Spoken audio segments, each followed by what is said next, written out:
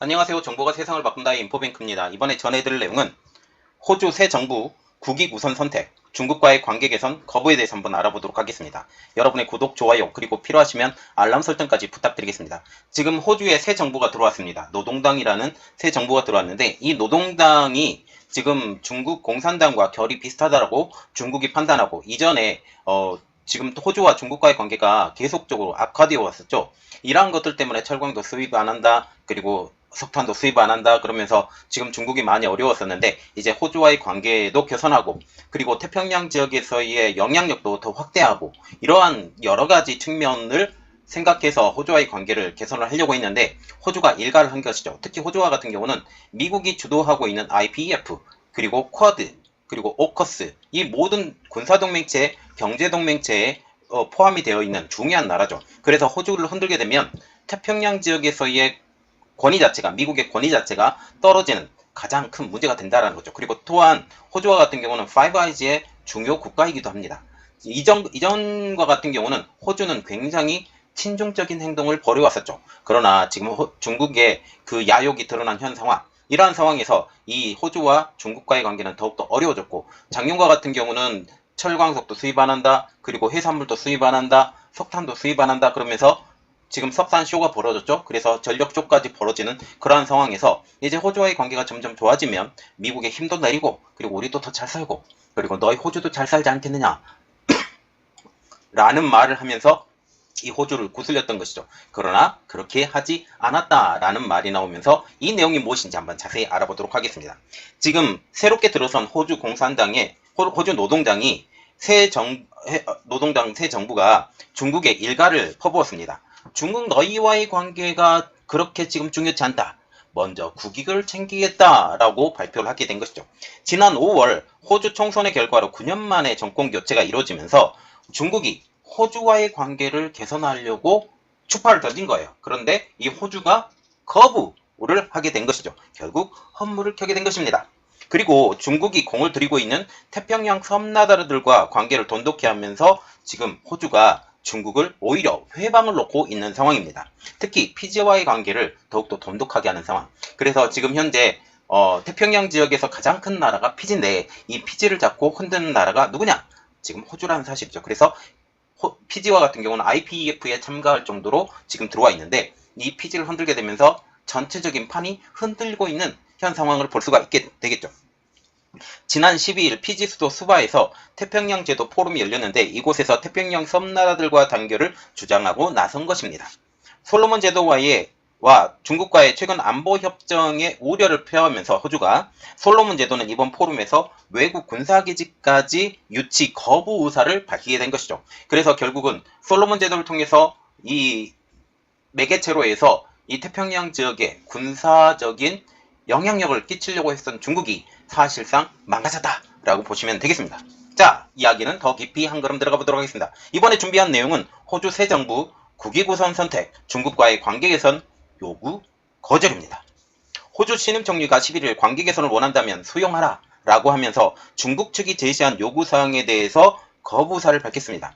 앤서니 앨버니지 총리는 최근 기자회견에서 중국이 아닌 호주의 국가적인 이익을 추구하겠다. 결국은 중국 너희들이 원하는 것을 먼저 말하는 것이 아니라 우리 호주가 원하는 것을 먼저 너희들이 행해줘야만이 우리가 너희들과 관계 개선을 하겠다라고 말하면서 사실상 중국에게 요구 조건을 거부하게 된 것이죠. 이는 11일 중국 외교부의 발표에 따른 대응입니다. 중국 외교부는 지난 11일 지난주에 열렸던 호주 페니 윙 외무장관과 중국의 왕이 외교부장의 양자 회담 내용을 공개하면서 왕이 부장이 호주가 중국과의 관계를 재설정을 하려고 한다면 따라줘야 된다. 이 따라줘야 된다는 말이 중국을 따라줘야 된다라고 하면서 중국 입장만 이야기를 했다라는 거죠. 그러면서 호주에 전달한 4가지의 요구사항을 밝혔는데요. 중국의 4가지 요구사항은 다음과 같습니다. 첫 번째로 중국을 경쟁자가 아닌 파트너로 간주한다. 지금껏 중국을 경제 상대로 봤던 것을 이제 프렌드십으로 가야 된다라고 얘기를 하게 된 거죠. 두 번째로 차이점을 미뤄두고 양국 간 공통 분모를 찾아 화합한다. 우리가 다른 점, 우리가 추구하는 민주주의라는 너희의 큰 목표, 그리고 중국은 공산주의라는 큰 목표가 있죠. 이러한 것들을 우리가 놔두고 지금 협력해야 될 것, 즉 경제 목표에 대해서 협력해야 된다라고 얘기를 하게 된 것이죠. 세 번째로 제3자에 기울거나 통제당하는 자세를 유지한다. 지금 제3자라고 하는 것은 누구를 말하겠어요? 미국을 말하죠. 다시 말하면 미국을 넣어서 이야기를 해드릴게요. 미국에 기울거나 통제당하지 않는 자세를 유지한다. 이렇게 보시면 됩니다. 네 번째, 적극적이고 실용적인 여론 기반을 조성한다. 지금 호주 안에서 중국에 대해서 굉장히 나쁜 여론이 있는데 이것을 호주 안에서 우리들에게 우호적인 조건을 만들 수 있도록 여론 조성을 호도해달라라고 얘기를 하게 된 것이죠. 자, 지금 여기서 언급한 세 번째 내용, 제3자에 기울거나 통제당하지 않은 자세를 유지한다가 미국을 말하고 있습니다. 특히 세 번째 요구사항인 제3자에 기울거나 통제당하지 않는 자세를 유지한다. 이것은 남태평양 국가들이 중국과의 안보협정을 포기하도록 설득하려는 호주의 노력과 미국이 주도하는 아시아 외교 질서를 무산하기 위한 목적을 가지고 있습니다. 네 번째 요구사항인 적극적이고 실용적인 여론 기반을 조성한다라는 것은 호주 지도자들의 입단속을 시키라는 그러한 깊은 의미도 갖고 있죠. 공개석상에서 중국에 대한 발언을 주의를 해야 될 것이며 호주 내에서 중국의 비판 여론이 형성되지 않도록, 더 이상 형성되지 않도록 주의해달라라고 하는 것이죠. 지금 호주와 같은 경우는 지금 1대1로의 협약을 맺었다가 파기를 한 상황이에요. 그러면서 호주에서 중국의 여론이 지금 굉장히 좋지 않습니다. 치열하게 싸우기도 했고요. 그리고 한국의 하나 디펜스에 자주포가 들어갈 정도, 레드백 장갑차까지 들어갈 정도로 지금 계속적으로 군사 무기를 업그레이드할 지금 호주입니다. 그 가장 큰 이유는 호주는 지금 많이 떨어져 있지만 지금 만약 대만에서나 아니면 인도태평양 지역에서 어떤 지역에서 어떤 군사 작전이 퍼지게 되면 호주가 직접적으로 지원할 가능성이 높아지고 있기 때문이죠. 지난달 말 한 여론조사에서 호주 내 반중 여론에 대해서 조사를 했는데요. 여기서 80% 이상이 중국을 싫어한다, 싫어하든지 좋아하지 않는다 라고 발표가 나온 것이죠.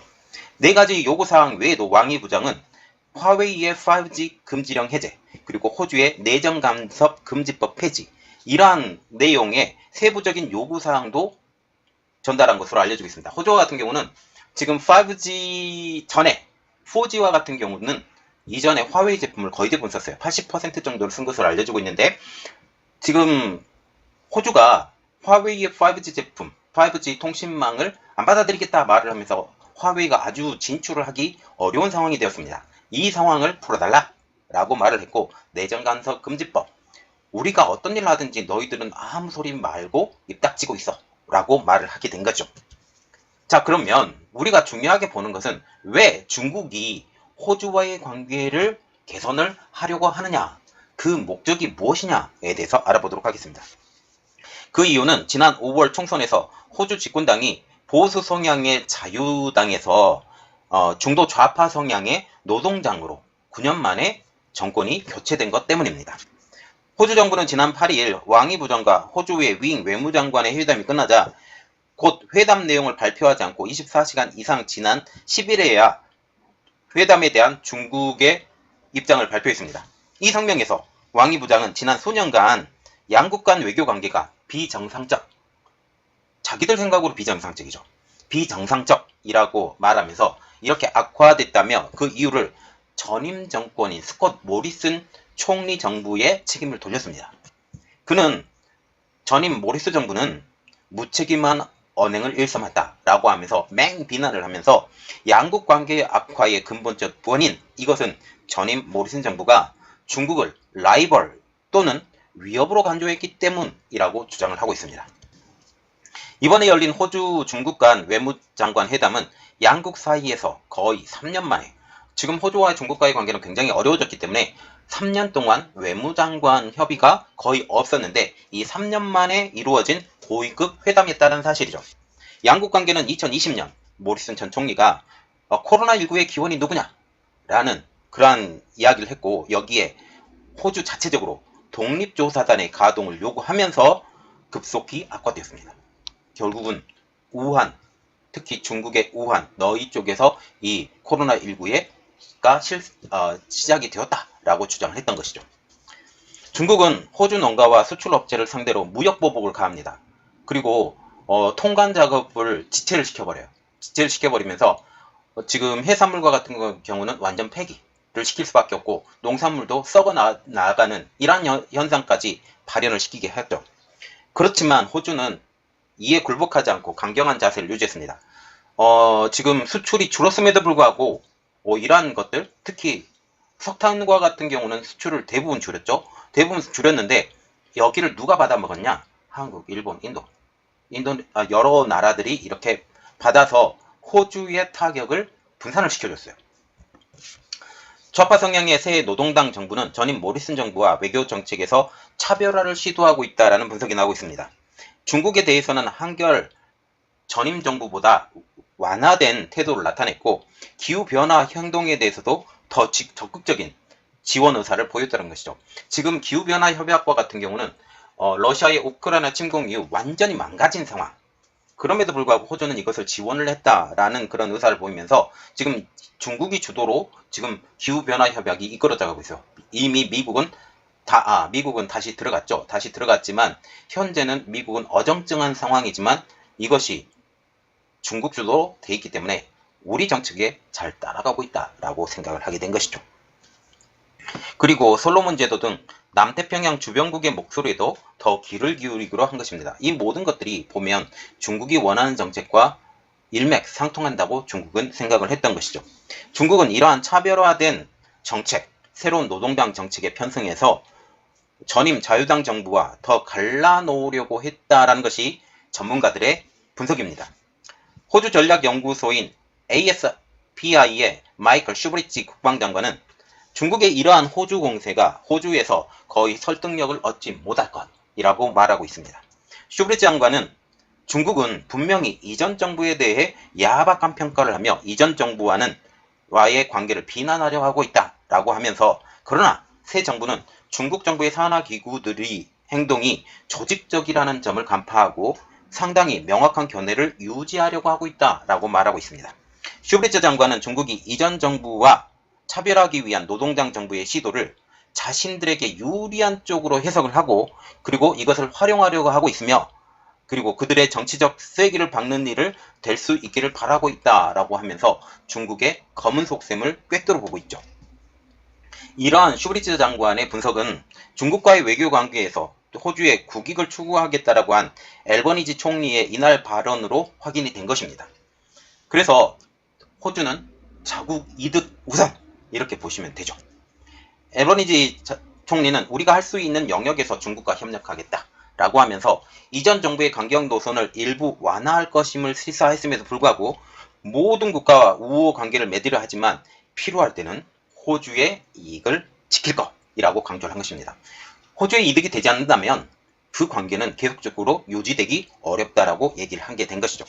자, 지금 보시면 결코 호주가 만만한 상태가 아니라는 것, 그리고 새로운 정부가 완전 보수에서 중도 좌파 쪽으로 바뀌었다 할지라도 그들이 추구하는 방식이 공산당 정부와 똑같지 않다라는 것, 중국이 원하는 방향으로 가지 않는다라는 것, 이것을 우리가 알고 호주와의 관계가 우리나라가 굉장히 가까워지고 있죠. 호주 굉장히 가까워지고 있습니다. 가까워지고 있고 이것을 이용을 해서 한국이 이 호주에서도 영향력이 더 끼쳐지는 한국이 되기를 바랍니다. 지금 세계 속에 K방산이 점점 더 커져가고 있는데 지금 호주에서도 커져가고 있어요. 이러한 상황을 계속적으로 유지하고 한국이 미국과 같이 가야 됩니다. 제 개인적으로 미국과 같이 가야 되고 지금 중국과 같은 경우는 점점 힘이 빠지는 나라, 물론 히토류 문제가 있지만 히토류도 점점 영향력이 잃어가는 나라가 되어가고 있습니다. 지금 포스코와 같은 경우도 지금 전력 말하자면 차량용 반도체에 들어가고 있는 이러한 여러 가지 부품에 대해서 거래소를 만드는 이러한 상황까지 만들어지게 되면 한국의 영향력은 세계적으로 더 커져갈 것이다 라고 보게 되는 것이죠. 이러한 상황이 어떻게 되는지 우리 한번 같이 지켜보도록 하겠습니다. 이번 내용은 여기까지 했고요. 저희 내용이 여러분들에게 도움이 되셨다 라고 생각을 하시면 구독과 좋아요 그리고 필요하시면 알람 설정까지 부탁드리겠습니다. 감사합니다.